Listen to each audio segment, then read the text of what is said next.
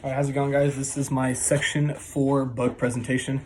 And the book I decided to choose at the beginning of the semester was James and the Giant Peach by Ronald Dahl. First off, I'm going to go ahead and say this interesting fact that I found out about the book. This book was actually published in 1961. Yes, I do understand that over time, books can get more of a modern cover page, but I remember reading this as a kid. I thought this book may have came out like in the 80s or 90s, no, 60s. So that is quite interesting. Also, this book has been turned into a play and a musical because I remember watching the play as a kid. I was a young student at Mission Valley Elementary School in Tulare, California, and I actually came up to the Fresno Theater to watch it live. That was really cool. Definitely a core memory of elementary for me. So let's go ahead and get into the presentation. We'll go ahead and give a little summary about James and the Giant Peach. So it starts off with a little boy named James. He lives with his two aunts, and those two aunts are not the nicest. It's definitely a very unhealthy household that he lives in. The reason why he's living with his aunts is because his parents were tragically killed by rhinoceroses. So as time goes on in the house, he's been being treated, unfairly. He ends up meeting some type of like a witch or a voodoo like in the forest. And he's been given a magic potion. So as he's running back home to show his aunts, like, I got this magic potion, he trips and he spills it all over the ground, and it sinks into the dirt as soon as he spills it. So he's thinking, oh man, like I just got this potion, it was gonna make my life way better, all this type of stuff.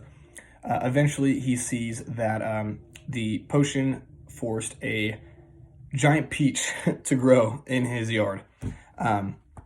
So he is terrified by this thing. He doesn't know why that thing is there.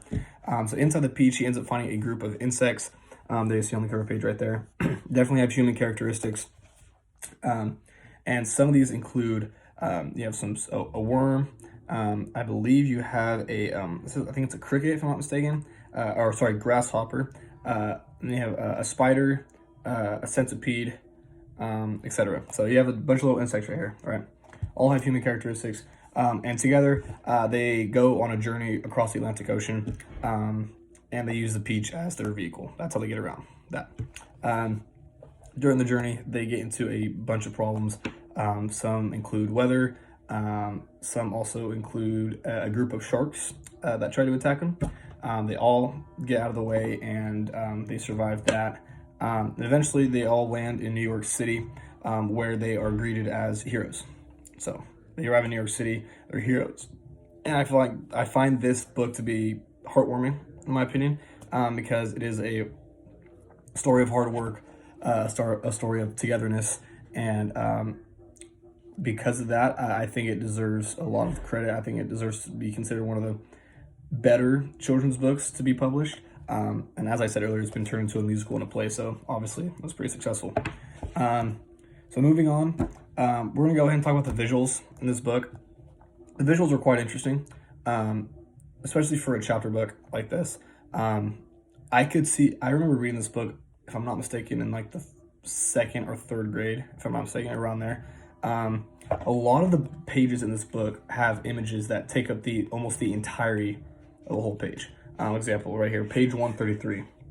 This picture takes up at least 50% of that one page. But they're also really descriptive visuals. You can see there's a couple men laying on the floor. They're all black and white pictures, by the way. There's no color. The only color you see on the book is gonna be on the cover page. And you got this one right here. This takes up at least 80% of the page. But you can see James right here talking to this, I believe that's a centipede, if I'm not mistaken. That has really good details. You have all the shoes on the ground. You see the little glasses, his eyes, the hat. So they are very descriptive. You can tell what is what in each picture.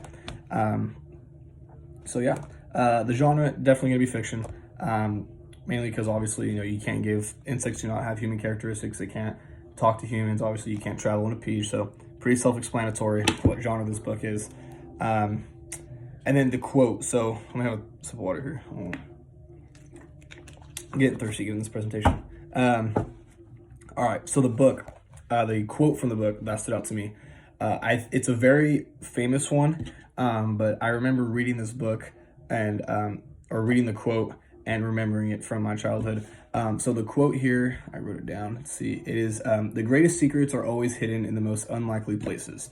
That quote is very interesting to me because you can connect that quote with a lot of things in life. There's surprises around every corner, and some can be good, some can be bad. It's all God's plan in the end.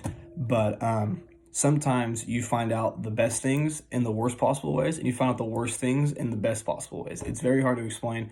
But yeah, an example for me, I guess an example I can give with that quote is the other day, I was in my room here, and I was trying to go home to Tulare, and I could not find my keys. So I was struggling to find them, and then I eventually found my keys. Or actually, I found my keys. The wallet was what I was missing. I'm sorry, I was missing my wallet, could not find it, and I was looking, could not find it. Sure enough, go in my truck.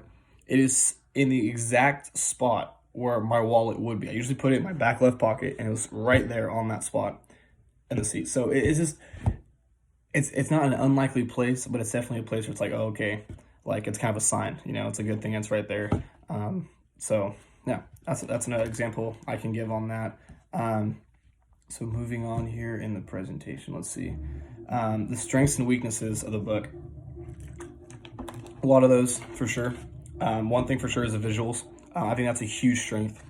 Simply because when you have a book like this that is aimed at second and third graders, you definitely want a book that has visuals that can give the reader like a visual representation of what is going on. If you just have words, it's going to be hard for kids at young ages like that to be able to see what is going on, to be able to picture what is going on. If they're able to do that, it makes it easier for them to follow along, and it also just simply allows them to enjoy the book better. It's simple as that. One of the weaknesses I did find in the book was, I guess you can say, like, everything was straight to the point. I don't know how to put it, but everything was straight to the point. I feel like there could have been some chapters or some, I guess, events in the book, especially this one, that could have gone on a little bit longer. They could have put in more details in certain visualizations, certain quotes from certain characters. It's a very small weakness because the book came together very nice, but I think they could have done that a little bit better. And let's see. I guess another weakness you could put, the visualizations were good, but I feel like they could have put a little bit less. You got some that take up the whole page, like I said. If you want a good novel book like this or a chapter book, you want to have mainly some pages that or the whole book needs to consist of hardly any pictures. Like this one, you pretty much take up a whole page for a picture like that, where that could have been something smaller, or like that big. So not that hard. Anyway, let's see. So going off of the strengths and weaknesses, I think this book is appropriate for any classroom. It's definitely got to be in the younger grade levels. Cannot be in older grade levels like 6th grade, 7th grade, obviously, because at that time they start developing their attitudes and they start thinking, oh, that can't happen. Their imagination starts going away pretty much. If you read it to a group of young kids, like in 1st, 2nd grade, 3rd graders, that's appropriate right there for sure. I remember I think those are the grades that I read this book. It had to be one of those grades. So now, how could your book be used in a classroom setting? Think about age and grade level appropriate activities. So funny enough, I am taking a course this semester called Com 114, and I had to give a presentation on a lesson plan that I made myself. I presented it to my class, not to a class of 3rd graders, to my Com 114 class, and I acted as if they were students. So I printed out worksheets, all that type of stuff. The activity I did was cause and effect, and it was based off events that happened in this book. The cause and effect examples I could give, buys a potion, or the effect, a giant peach grew in the yard. What was the cause? James bought a potion and spilled it into the dirt. That's one small example for you right there. So that is one way you could use this book in a classroom setting. You can definitely teach cause and effects events from this book. I had students play a matching game. The students in the class play a matching game had cards up on the board with cause and effects from here, and they had to put them together. I also had them get together in groups and make them have them make a chart or a timeline of what happens, of the order of events, the cause and effect from throughout the whole story.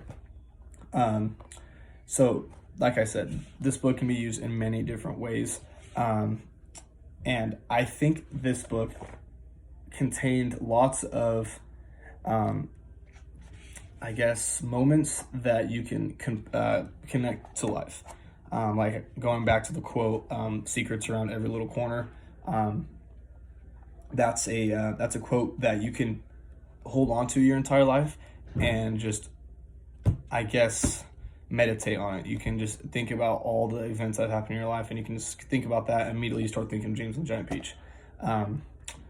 So yeah, that's pretty much all I have for you guys. I hope that you guys are having a great rest of your semester. We're almost there, power through. I look forward to watching your guys' presentations. Thank you.